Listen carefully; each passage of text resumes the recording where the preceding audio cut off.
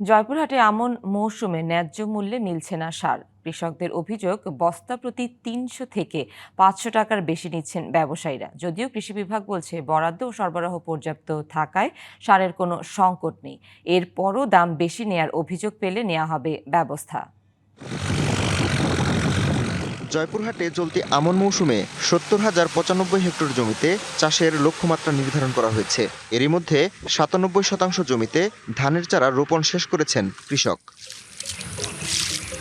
পরিচর্যার কাজে মাঠে ব্যস্ত সময় কাটলেও ন্যায্য মূল্যে সার না পাওয়ার অভিযোগ কৃষকের। ৫০ কেজির এক বস্তা টিএসপি সারের দাম ১৩৫০ টাকা হলেও কিনতে হচ্ছে ১৮০০ টাকায়। একইভাবে ডিএপি এবং এমওপি সারও বেশি দামে কিনতে বাধ্য হচ্ছেন কৃষক। সারের দাম 400 টাকা বস্তা, 500 টাকা বস্তা দিয়ে সার পাচ্ছি না। সারের দোকানে যাই তখন দোকানদাররা কিন্তু সর্বোচ্চ যে সরকারি বাজার, সে সরকারি বাজার আবার কোনো সময় নগদ নিয়ে এলো হার না মানা হার অফার। সর্বনিম্ন ১০,০০০ টাকা রেমিটেন্স নগদে পাঠালে থাকছে স্বর্ণের হার জেতার সুযোগ। পাই না। কৃষকের অভিযোগ, বেশি দামে সার বিক্রি করলেও রসিদ দেয় না ব্যবসায়ীরা।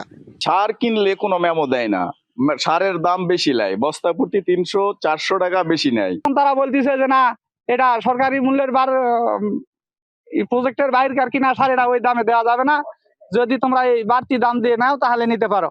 অভিযোগের সত্যতা স্বীকার করেছেন জেলা সার ব্যবসায়ী সমিতির সভাপতি। তাদের ন্যায্য মূল্যে নির্দিষ্ট পয়েন্ট থেকে সার সংগ্রহ করবে।